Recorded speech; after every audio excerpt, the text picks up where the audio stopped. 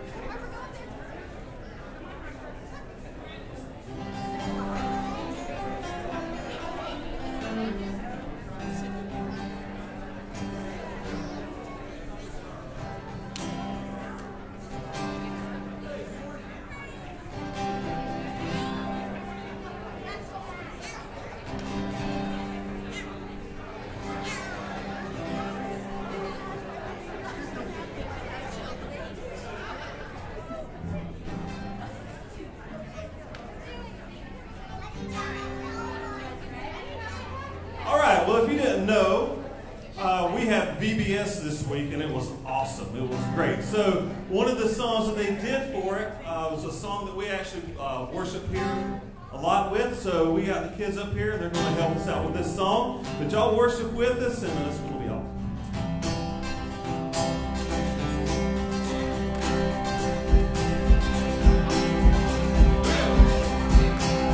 In my wrestling, in my doubts, in my failures, you won't walk out. Your great love will lead me through. You are the peace in my troubled sea. Whoa, you are the peace.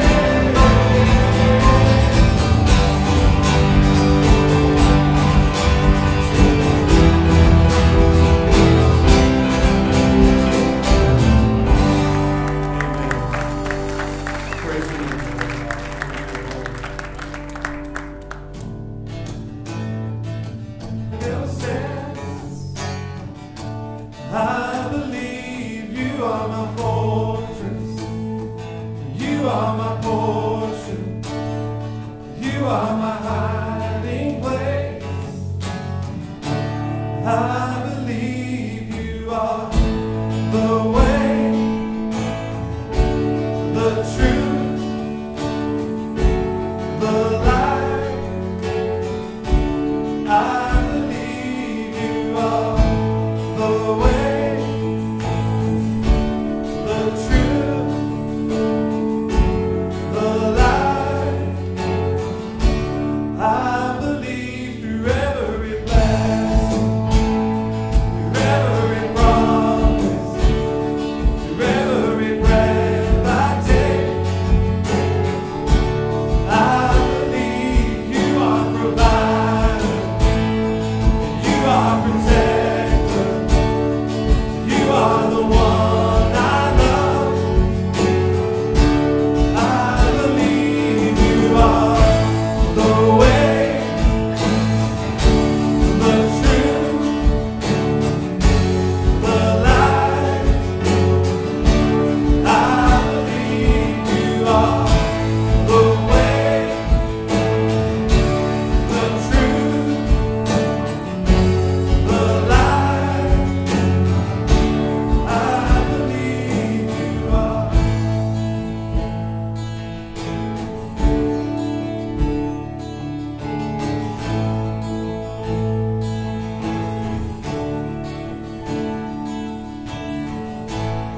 It's a new horizon, and I'm set on you, and you meet me in a day with mercies that are new.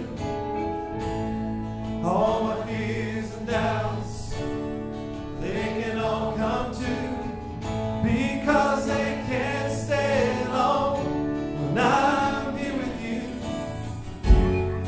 It's a new horizon, and I'm set on you, and you meet me in a day with mercies that are new. All my fears and doubts, they can all come to, because they can't stay long. And I believe you are the way, the truth, the light. I believe you are the way, the truth, the light. I believe you are. It's a new horizon, and I'm set on you, and you meet me today with mercies that are new. All my fears and doubts, they can all come true, because they can't stay long. I'm here with you. It's a new horizon, and I'm set on you, and you meet me today with mercies that are new. All my fears and doubts, they can all come true, because they can't stay long. I believe you are the way, the truth, the light. I believe you are the way, the truth, the light. I believe you are. Amen. Amen. Lord, we just give you all the praise this morning. Y'all can have a seat. Amen. Awesome. Phenomenal. It was so many lives changed, so many seeds planted, and I just want to thank God for that and what He's did. And by the way, let me not forget, we invested in the younglings. This week, on coming Sunday, we invest in the youth. We're going to have a youth Sunday, our first time ever, and you're going to hear some testimonies from them. And you're going to hear our youth pastor bring a little bit of some vision and some message for that. And then you might even see a couple of them leading us in worship. We'll have to see how that goes. But it is going to be awesome, and I'm so excited about the future, the leaders that God is raising up here at Potter's Hand. It is fired up. If you were able to come any of the 5 days last week, you know exactly what I'm talking about. Today we end the path. And just bring me down just a little bit, guys, if you will. We're going to go on the final stage of the path. And what we're looking at, maybe not quite that much, maybe just a little bit more, right? Somewhere in between the two. I want to ask you a question.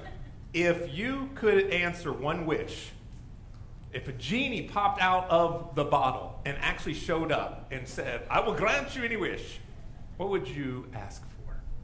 Any one thing. Any wish would be granted. Do you know? Do you know what it would be? Just one. You can't ask for a whole bunch. What would you ask for? Because that is almost exactly what happened to Solomon. The wisest, the wealthiest man to have ever lived. That is almost exactly, only it wasn't some make-believe genie.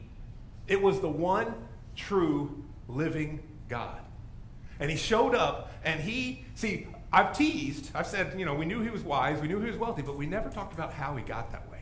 We never talked about why he was the wisest. But in 1 Kings chapter 3, we see why. It's the perfect launching point for our final week in the path. What happened? Verse 3 of chapter 1 tells us this. Solomon loved the Lord and followed all the decrees of his father David. All the good things. And this pleased the Lord. So the Lord appeared to Solomon in a dream one night and said, what do you want? Ask anything and I will give it to you. Imagine the God of the universe, the one who breathed the stars into space, showing up in a dream and saying, you have pleased me. Ask anything you want and I will give it to you. That's what happened. And Solomon's answer was astounding. He says, O Lord my God, you've made me king instead of my father now, David, but I am like a little child. I don't even know my way around. Here I am in the midst of your own chosen people, a nation so great and so numerous they can't even be counted. So here's what he asked for. Just give me an understanding heart. Would you just give me a heart of wisdom so that I can, quote, govern your people well and know the difference between right and wrong. That's what he asked for. The king of the universe shows up and says, ask anything you want. And he says, I just want to be wise. Would you do that? Would I do that? This is incredible. So look what God does. The Lord was pleased that Solomon asked for wisdom. So God replied and says, I'll tell you what, because you've asked for wisdom in governing my people with justice, and you haven't asked for a long life, and you haven't asked for wealth, and you haven't asked for the death of your enemies, I'm going to give you what you asked for. I will give you a wise and understanding heart such that no one else has ever had or ever will have. But I tell you what I'm going to do. I'm going to do something even more amazing. Because you didn't ask for it, I'm going to also give you everything you didn't ask for. Riches and fame. No other king in all the world will be compared to you. And there it is. The reason we study Solomon's wisdom 3,000 years later. Did you ever wonder why? How it happened? That's the story. He lays out a path for wise living. You want to be a mature follower of Christ? Not just a religious person. Religious people are everywhere. I'm talking about a committed disciple of Christ. Someone who knows his word and actually lives it out. Who walks the path that Jesus walked. That's what the path, you know that word alone is used 29 times in Solomon's book? 29 times he talks about the path we're on and the path we shouldn't be on. Right away in chapter 1, we saw this our first week. He says this, my son, don't go along with them. Do not set foot on their paths. He's warning us about getting too cozy with those who, let's say, have questionable morals. Those are the paths you don't want to take. Then we move into chapter 2, and he says, listen, here is the way of understanding. This is what's right and just and fair. This is every good path. And he says, these are the paths you do want to take.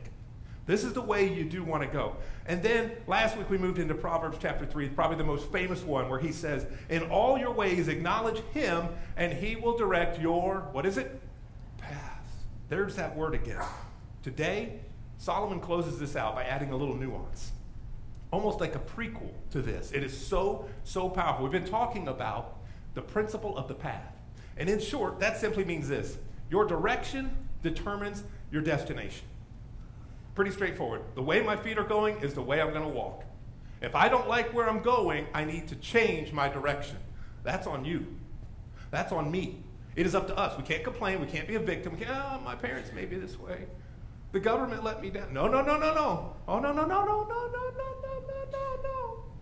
That's on us. We have to take responsibility. We have to move with intentionality. When we stand before the Father, he won't say, you had so many things going against you. I'm so sorry. He's going to say, what did you do with my son Jesus? Did you follow this path? So Solomon shows up and he says, there's something more.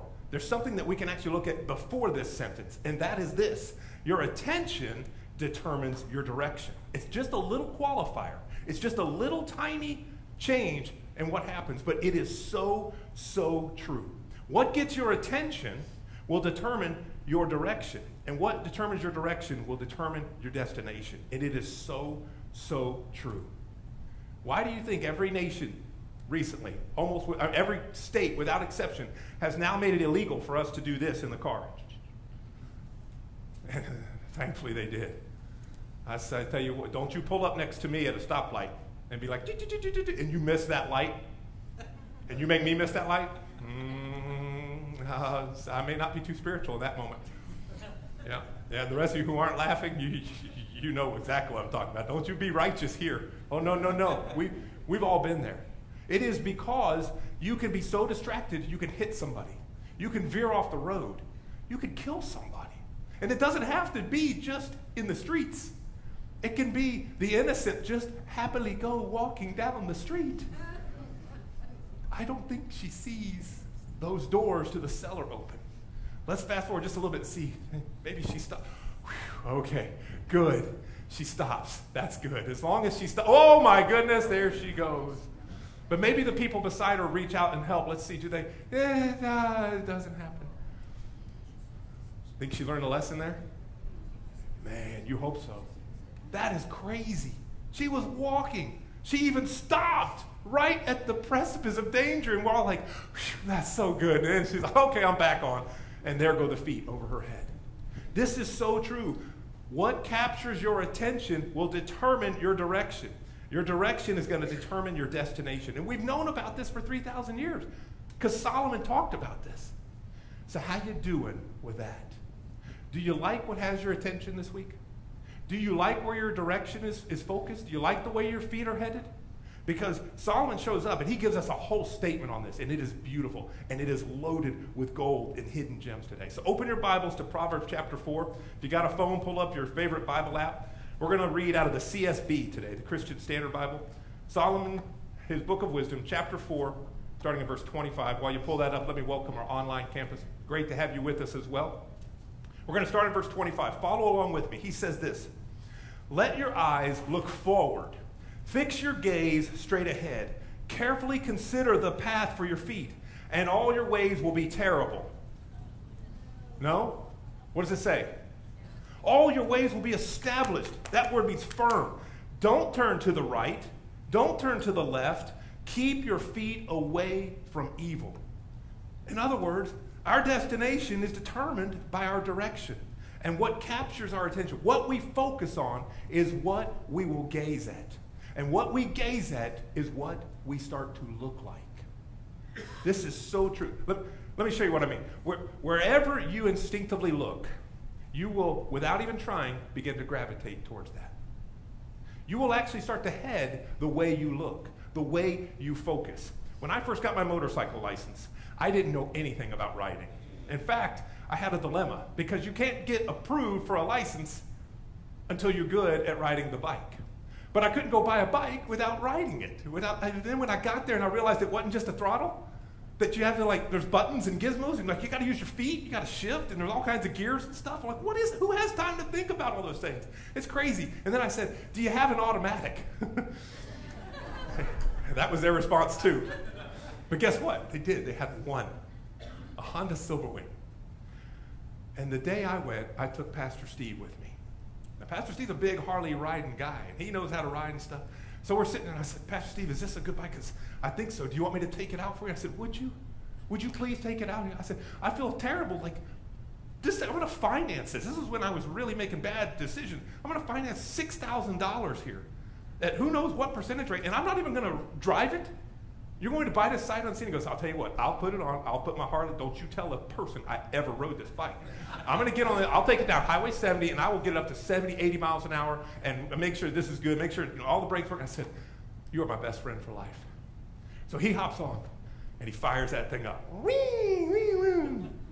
And then much to his shock and horror, I climb on right behind him. And I wrap my arms around his waist, and I give him a hug.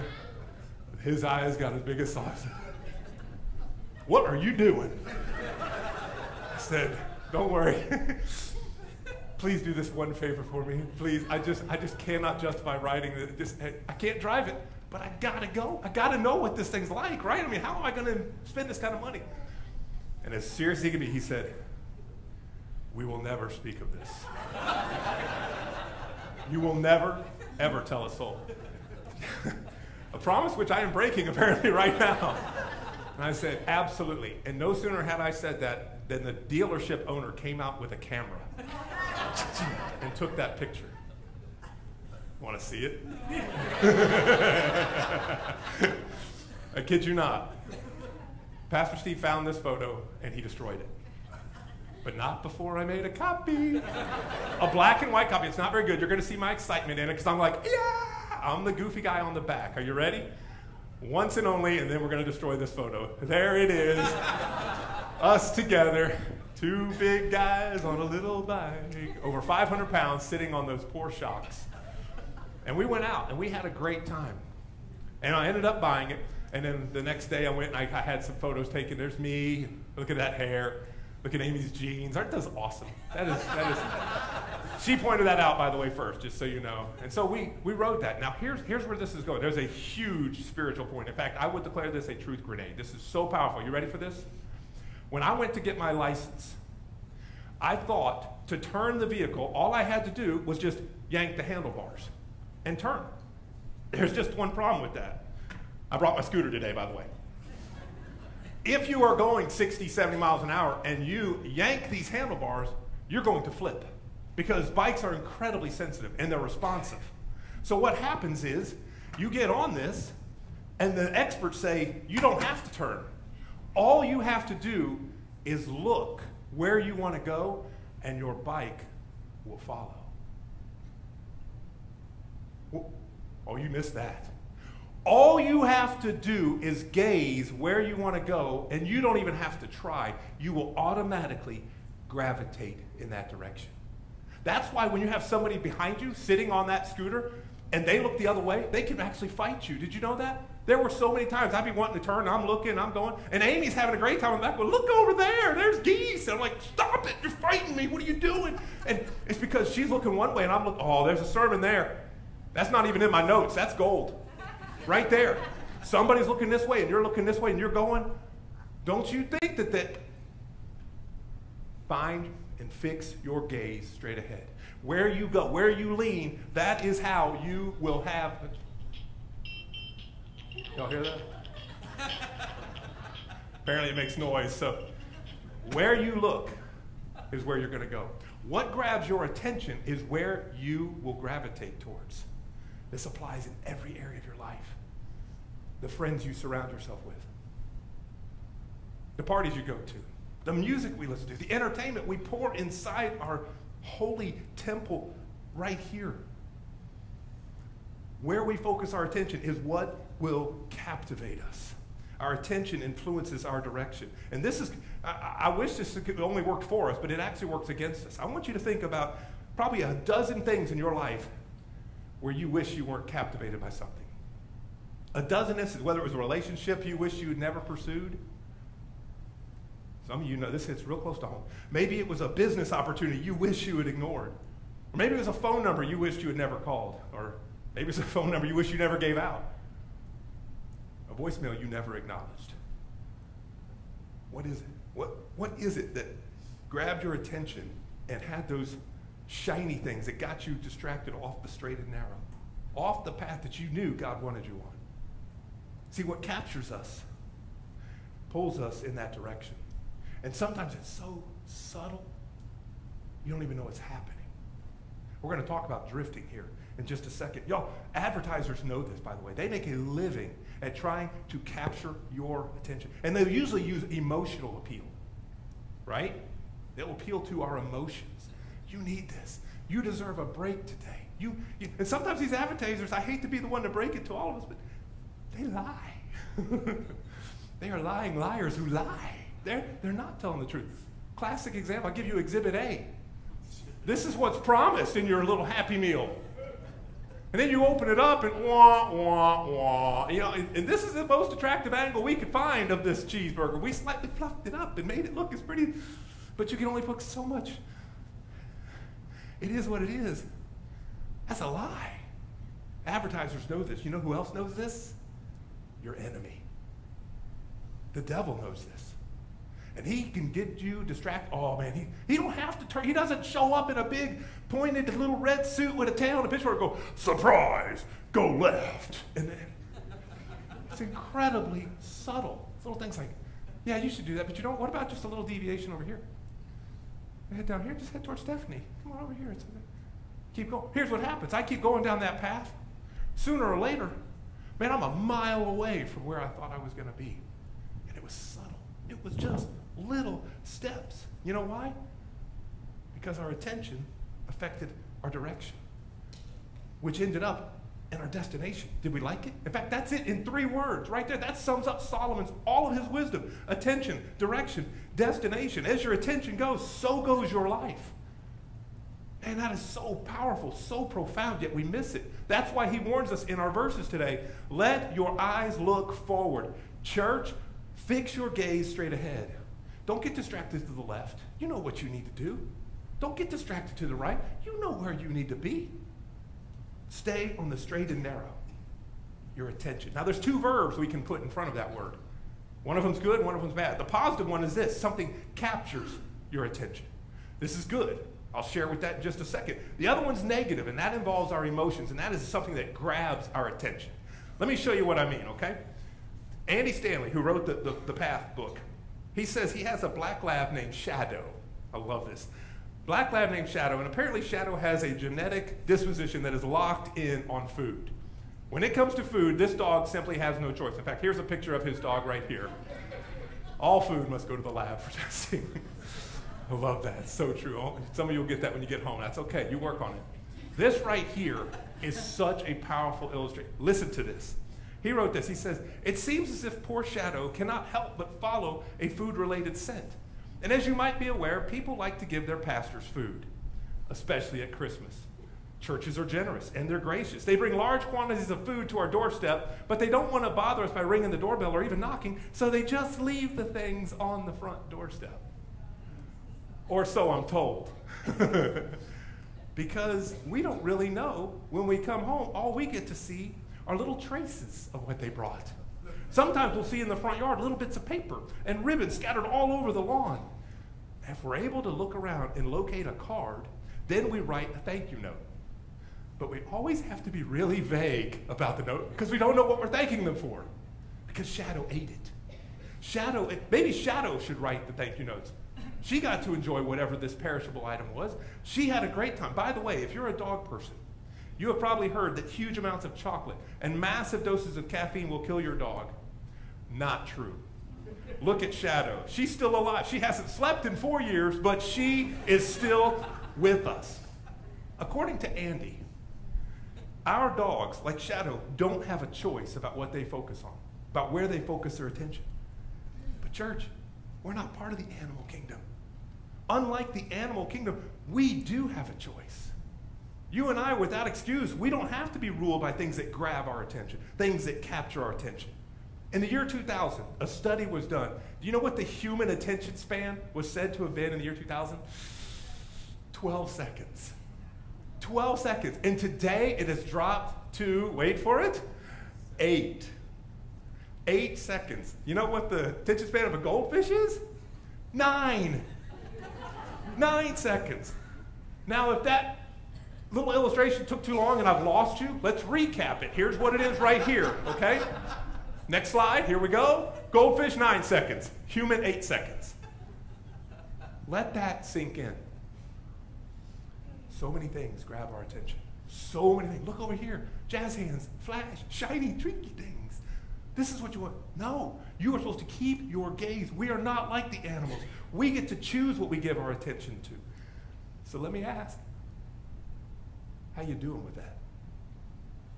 As your friendly neighborhood pastor, who's on your side, who walks the same stuff, who gets spanked by this all week long before you get to, how you doing with that? What is grabbing your attention today? What is it?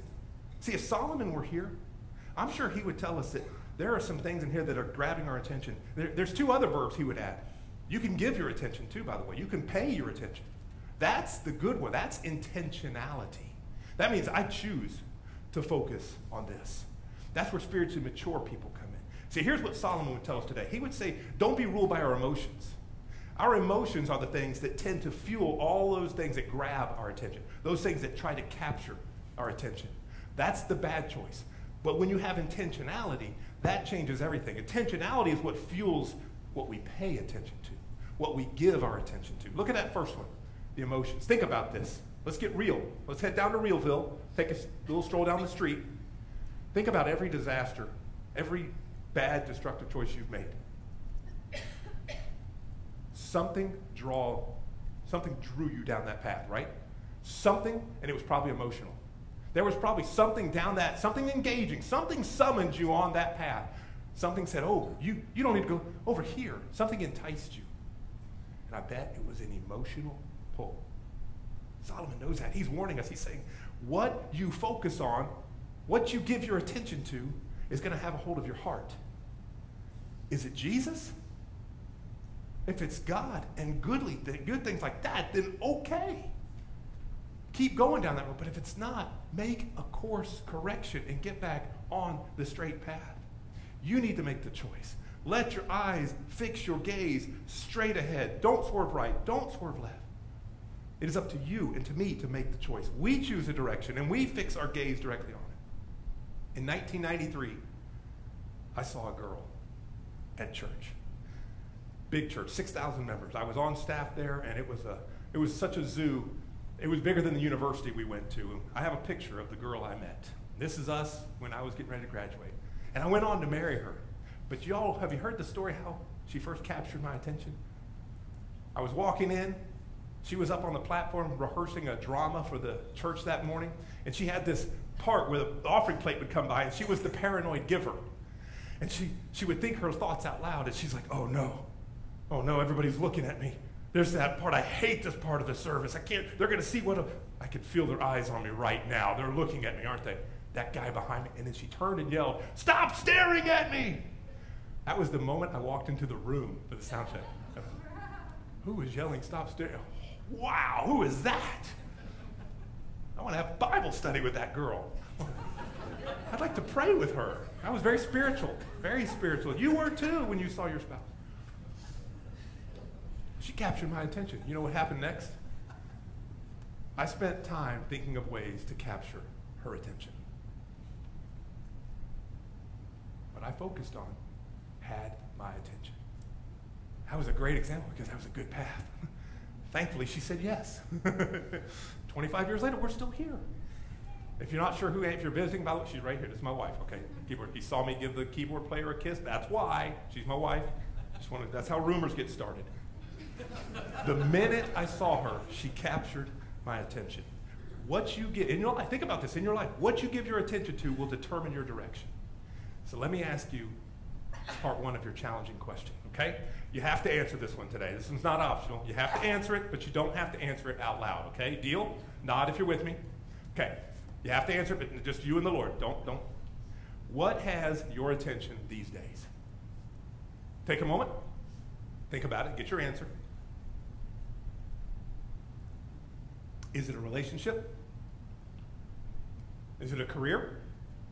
Is it some achievement you're hoping to knock out? Maybe a degree? What is it that has your attention? What do you focus? Is it paying off your house? Is it making it to payday?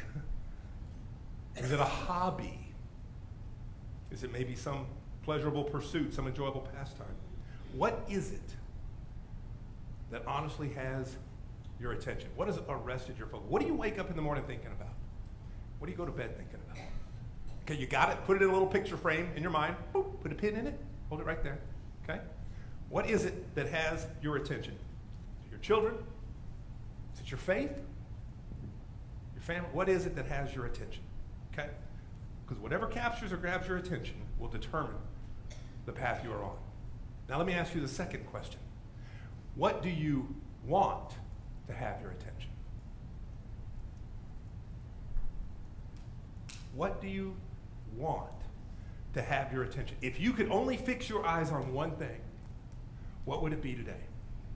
Okay. Got your answer? You don't have to be spiritual. I want it to be Jesus, the Lord. Well, I appreciate the Sunday school answer. Brittany loved that one. Be honest, okay? This is the potter's hand. That's the beauty of this church. You can take your mask off. You don't have to be fake here. We all walk this road together. What is it that you really want to have your attention? Here's the awesome part. Paul, one of my heroes of the faith, Paul was asked that question in so many words, and he answered it. Want to see his answer? This is so cool. Look at what he says here in Philippians. He says, forgetting what is behind, straining towards what is ahead, I press on toward the goal to win the prize for which God has called me heavenward in Christ Jesus. He actually follows that up if you read on verse 15. He says, by the way, all of you who are mature should have such a view of things. All of you who want to be spiritual giants, all of you who truly want to be spiritual leaders in your sphere of influence, you should have this view. Paul says that. Then he goes on, in the book of Hebrews, we read this. Hebrews chapter 2 says this, we must pay much closer attention to what we've heard so that we do not drift away from it. All right, let's get a little bit more real here. Have you drifted from your path? When you answer that other question, what is it you want to have your attention? Are you drifting from what it was you answered? This is so deep. If you're willing to be honest, if you're willing to be candid here, perhaps some of us today have drifted from our faith. And you look and you stop at the end of your path and you're honestly looking around, scratching your head saying, how did I get here? How did I get here? You want to know? You really want to know? You drifted. How did it happen? It was subtle. One day, very subtly, you just gently took your eyes off of pursuing Christ and just slightly altered it to something else. That's it. That's it. That is how simple. It happened because the principle of focus shows your eyes, your attention just slowly settled on something other than God. And you wound up slowly drifting away from him, probably little by little. It was very subtle. Anybody have family that lives far away? You know when you live with your family members, you've got maybe aging parents or something, and you see them every day, you don't even notice that they're slowly aging. But if you go away for 6 months or a year and you come back, you could see a big change. You think, my goodness, what's happened? Look how they look different. Or they may have lost a step. Or maybe you notice a change in your children, how they've grown, they've done something. But you didn't notice it every day. You know why? Because it was tiny, little, subtle steps. But when you pulled back and then you re-engaged, it was like, wow, what a difference. That's the principle of attention. That is the focus. Hebrews goes on. He says, if you're off the path, if you've drifted your attention onto something lesser, here's what you do to stay on the right path. He says this, let us fix our eyes on Jesus, the author, the perfecter of our faith, who, for the joy set before him, willingly endured the cross, scorning its shame. He sat down at the right hand of the throne of God. Consider him who endured such opposition from sinful men, so that you won't grow weary and you won't lose heart. That is such, I love that verb, fix. Fix your eyes on Jesus. You know what that means? It means don't swerve right. Don't swerve left. Don't take your attention off him. Focus on him. Let me ask, how you doing with that? That's the beauty of the gospel. You can make a course correction. You actually get this change and say, no more. God, I'm sorry I followed you this. You know what? I've gotten off. I am going to, this day forward, I am pledging to lead my family on this path. Devil, you have distracted me, but no more. I am going to get back on the straight and narrow. Fix your eyes. So here's the big idea for today, okay? This is where the plane lands on the runway. Don't let your heart or your attention be captured by lesser things. There it is. I'm not going to put it on the board. You have to write that one down on your own. Don't let your attention be grabbed by lesser things. Don't be content to splash in the kiddie pool when God says, turn around, you have the big wide ocean here. This is what I'm calling you to do. Spend time with him. Follow Jesus. Focus. Get to know him better. Serve him fully. Become more like him and more closer engaged with him every day. Consider him. Paul then closes by saying this in Philippians 2. He says this, and Jesus, being found in human form, humbled himself by becoming obedient to the point of death, even death on a cross. So what God the Father do? Therefore, God has highly exalted him, not just exalted him, highly exalted him and bestowed on him the name that is above every name. We sang about that. So that at the name of Jesus, every knee should bow. In heaven, even the angelic beings, even those who have gone on before us, on earth, and those under the earth, in the place we don't like to talk about. All of those, every tongue will confess that Jesus Christ is Lord to the glory of God the Father. You know why Paul wrote that letter? Not only to the church of Philippi, but to us through the years, through the centuries, because he is warning us, saying every single person who has a knee is going to bow. Every one of us. Here's the option.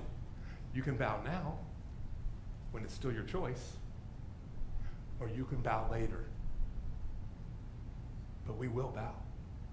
The devil doesn't want you to know that. He doesn't want you to hear that. The culture sure isn't trumpeting that.